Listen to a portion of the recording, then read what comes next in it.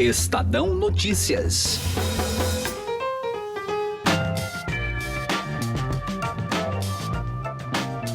Os recentes massacres em presídios do Norte e Nordeste expõem mais uma vez a incapacidade do Estado na tentativa de evitar a ação de facções criminosas que disputam poder dentro do sistema carcerário e também pelo controle de importantes rotas usadas pelo narcotráfico.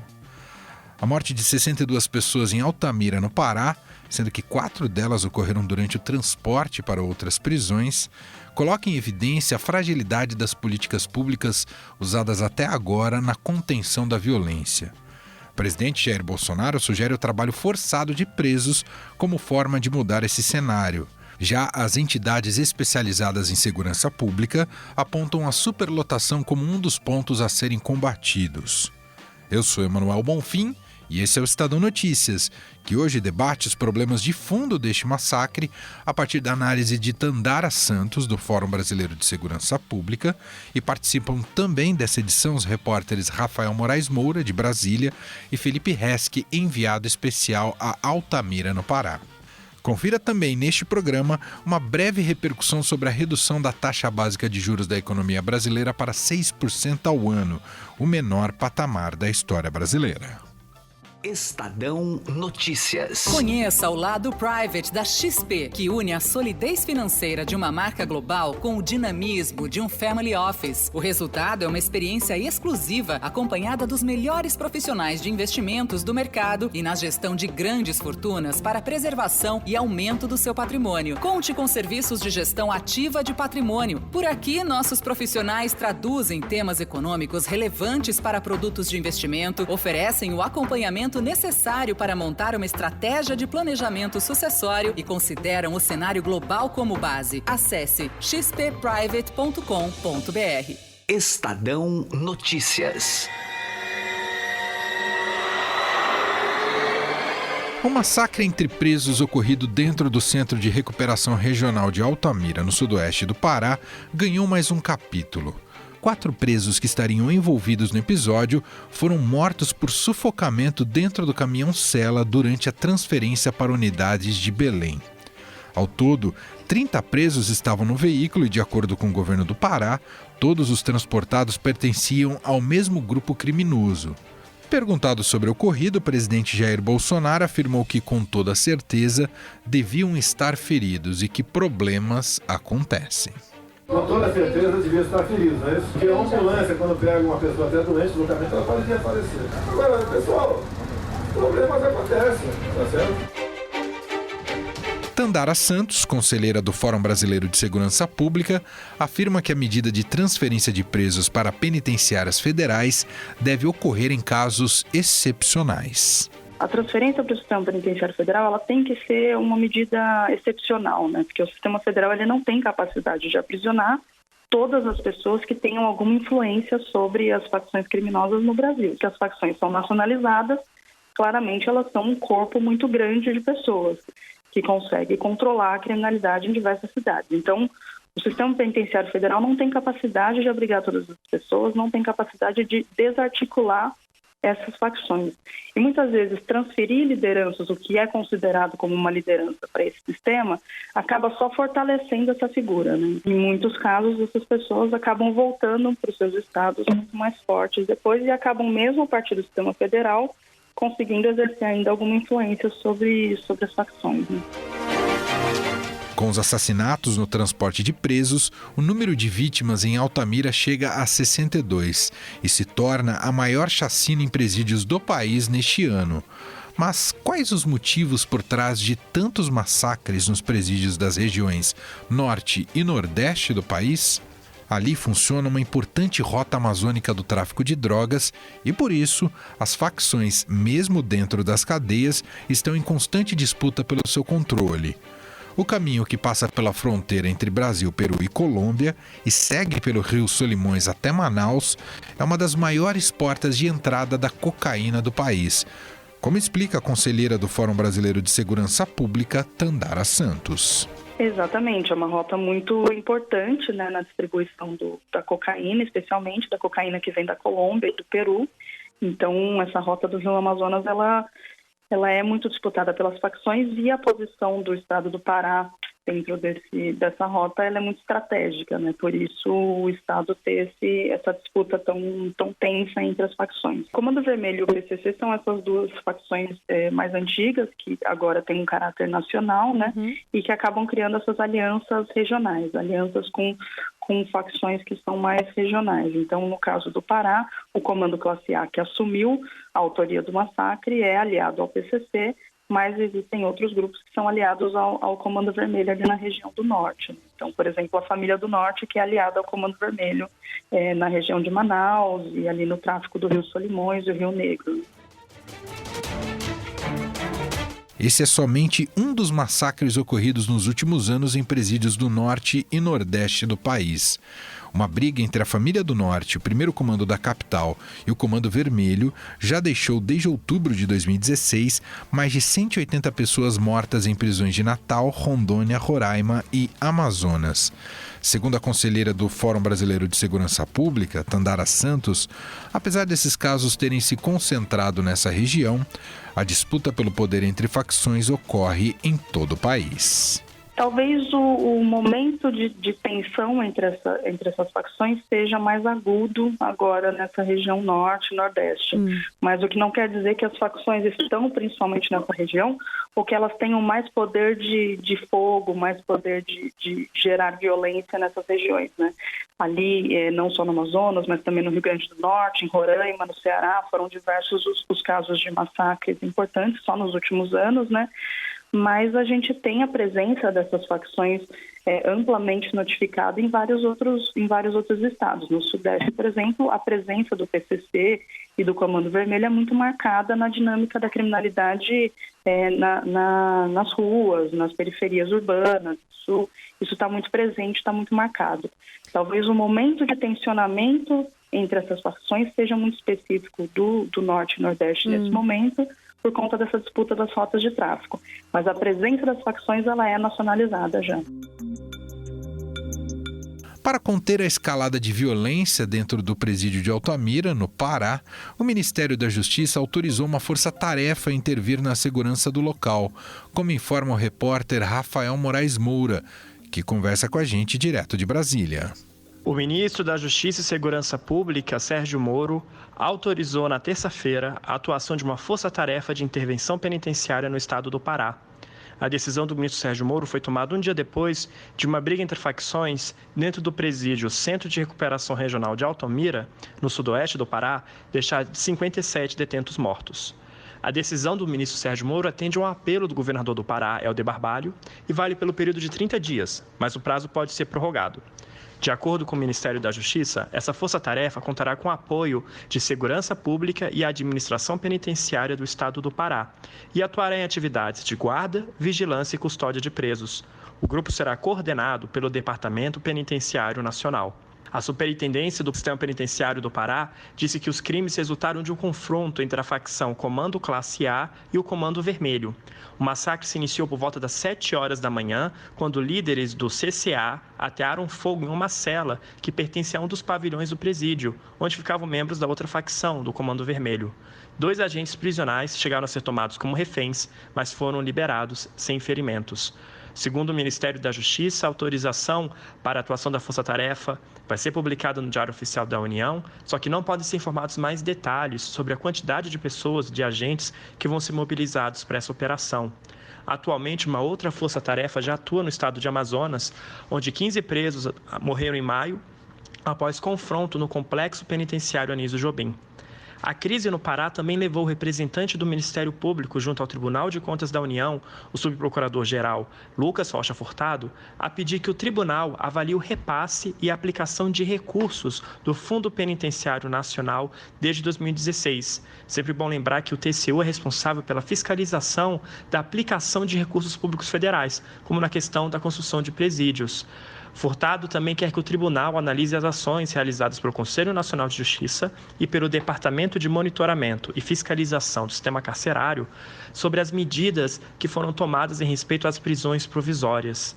Segundo o subprocurador-geral, pelo que se nota, recursos públicos de montantes expressivos são destinados para a promoção do melhoramento do sistema penitenciário brasileiro, mas apesar dessa finalidade, as notícias mostram que situações de rebeliões fazem crer que esses recursos públicos não estão sendo empregados com a finalidade adequada. Como forma de acabar com o problema, o presidente Jair Bolsonaro defendeu que fosse implantado o trabalho forçado de presos e que seu sonho seria a existência de presídios agrícolas no país. Meu sonho é um presídio agrícola. Eu sei que mudar o artigo 5 da Constituição é cláusula aberta, né? Mas queria que tivesse trabalho forçado no Brasil para esse tipo de gente, mas a gente não pode forçar a barra. Ninguém quer maltratar nenhum preso por aí, nem quer que sejam mortos. Mas é o habitat deles, né? Esse é o habitat deles. E eu fico com muita pena, sim, dos familiares, das vítimas que esses caras fizeram no passado. A gente espera que seja resolvido essa questão. Se a gente pudesse obrigar ao trabalho, eu sei que existe o trabalho hoje em dia, existe, né? Mas se pudéssemos ter uma autoridade em cima do presidiário como o americano tem, seria muito bom para nós. Tandara Santos, do Fórum Brasileiro de Segurança Pública, afirma que os problemas no sistema carcerário brasileiro são muito maiores e, em grande parte, passa pela superlotação das prisões. Bom, eu acho que esse caso ele mostrou algumas dos principais problemas, deixou evidente alguns dos principais problemas do sistema penitenciário em todo o país, né? É a questão da superlotação, então tinham lá 101 presos a mais do que a capacidade do presídio no momento do massacre. A precarização do serviço, então os agentes penitenciários eles não eram sequer servidores efetivos no estado do Pará, eram 33 agentes para 343 presos, então agentes que não eram efetivos, eram agentes temporários.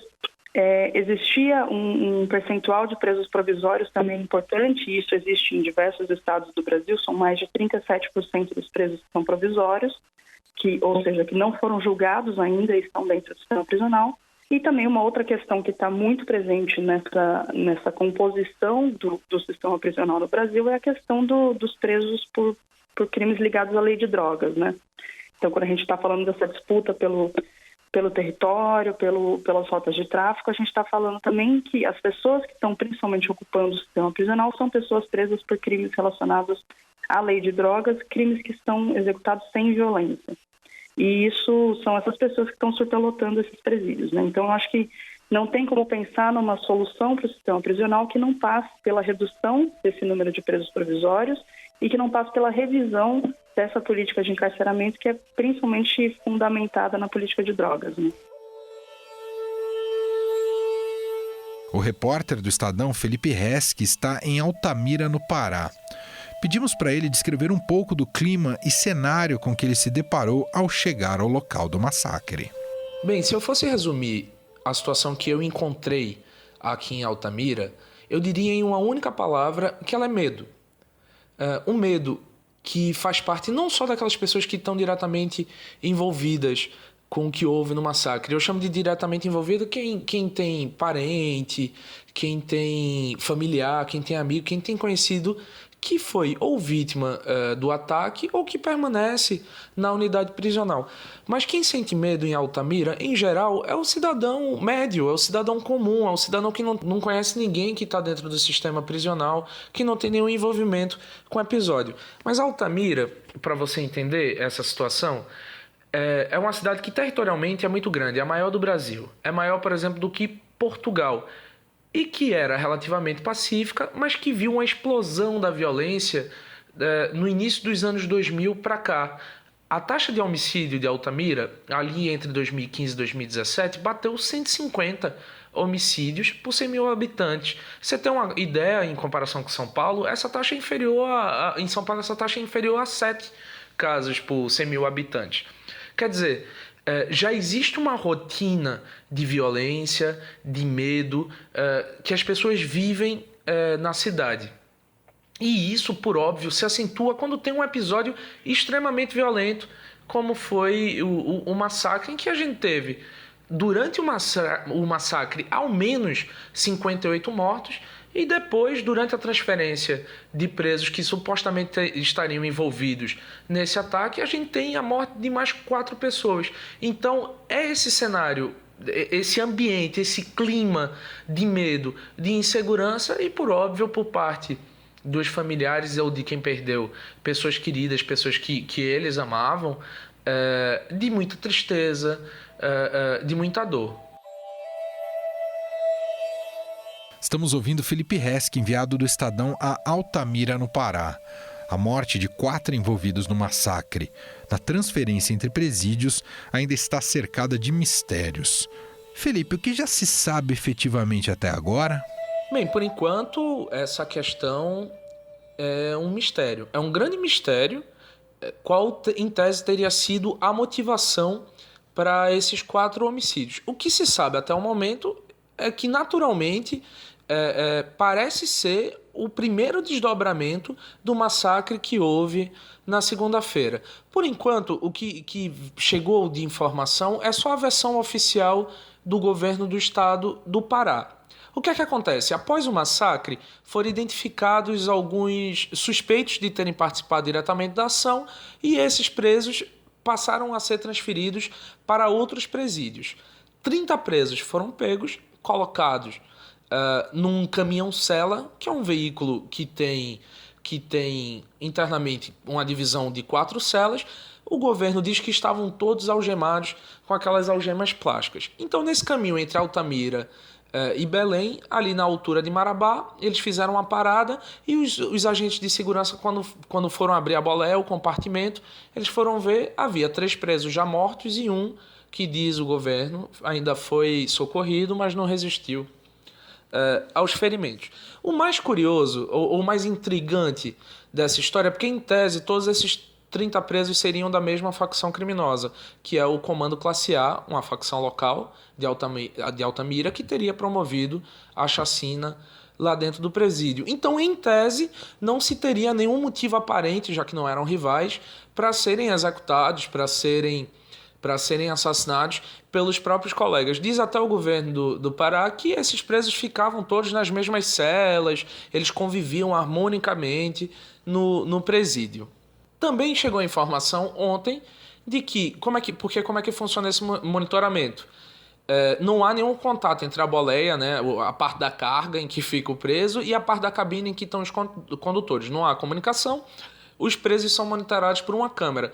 E diz o governo do Pará que na estrada, a estrada muito ruim, estrada de terra, com pouca estrutura, também tinha pouco sinal de comunicação. E por causa desse sinal falho, a câmera teria parado de funcionar e por isso os agentes de segurança não teriam percebido o momento em que esses 4 presos foram atacados. Então, assim, por enquanto, é só uma soma de informações que nos dá como resultado uma circunstância muito estranha desse transporte de presos de Altamira para Belém, no momento em que estavam todos sob a tutela do Estado, estavam todos, em tese, sob os cuidados do Estado. Por fim, pedimos para o repórter Felipe Resch, enviado a Altamira, contar mais sobre os familiares das vítimas. Olha, logo depois do ataque, os corpos passaram a ser trazidos para o IML de Altamira, que tem uma estrutura pequena para a dimensão do ataque que aconteceu. Para você ter ideia, a câmara fria do IML de Altamira tem 6 vagas. Só de corpos chegaram a 58. Né? Então, as famílias têm, por óbvio, sentido um luto muito contido por conta da demora na liberação dos corpos. Né? Eles estão ali eles ficam acampados praticamente na frente do IML, aguardando a hora do corpo ser liberado. E ali tem uma dor contida, porque não viram os corpos, porque não puderam ainda enterrar, muitos deles, né? Não puderam ainda enterrar seus parentes, seus amigos, seus familiares. Então, assim, o primeiro momento foi de muita dor, de muito sofrimento, muito choro, muita gente passando mal. Só que com o passar do tempo e com essa demora da liberação dos corpos, isso tem se transformado em paciência, em inquietação e até raiva, né? Tem até alguns episódios durante esses dias de bate-boca, de familiar com agentes do Estado, de famílias reclamando da demora. Então, realmente tem um caldo ali muito complexo e muito, enfim, e muito triste do que está acontecendo. Em relação às perdas, quando você conversa com os familiares, tem absolutamente de tudo. Assim, você vai do familiar que passa mal, que desmaia, que reconhece naquela vítima do massacre a razão dele viver, que diz que o mundo dele acabou. E eu conversei até com familiares que diziam: olha, meu irmão era envolvido com crime, então meio que a gente esperava que uma hora ou outra esse fosse o final dele. Quer dizer, as reações do ponto de vista emocional são muito variáveis, né? Quer dizer, as reações variam muito, mas essa situação que se encontra na cidade tem uma situação de tensionamento, tem uma situação de impaciência e, por óbvio, o pano de fundo é de fato uma tristeza muito grande. Este foi o relato de Felipe Resch, enviado do Estadão a Altamira, no Pará.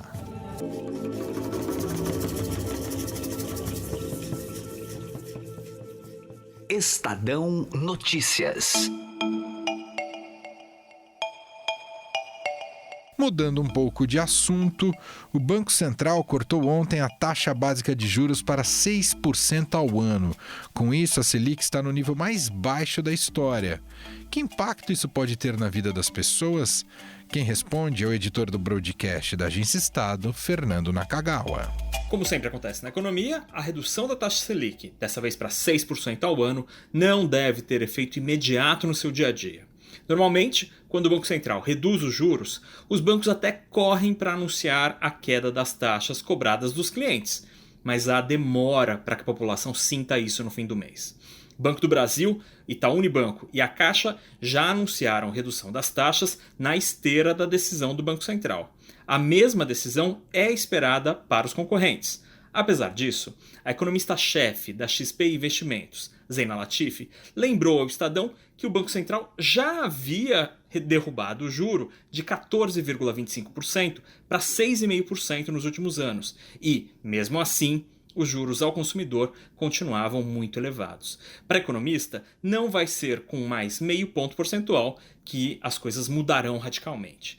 Vale lembrar que mesmo com a taxa Selic, que já estava até ontem no menor patamar da história do Plano Real, as operações comuns do dia a dia continuavam com juros estratosféricos. O cheque especial, por exemplo, tinha a média em junho de 322% de juro ao ano. O rotativo do cartão de crédito também estava na casa dos juros em 300% ao ano. Esse patamar, só para você ter uma ideia, é 50 vezes maior do que o juro básico da economia anunciado pelo Banco Central. Apesar dessa demora dos bancos em repassar a queda dos juros ao consumidor, é esperado algum barateamento do crédito nos próximos meses. Por outro lado, com a Selic menor, os investimentos em renda fixa ficam menos atrativos. Isso deve incentivar ainda mais a busca por aplicações financeiras mais arriscadas, como o investimento em ações ou nos fundos multimercados.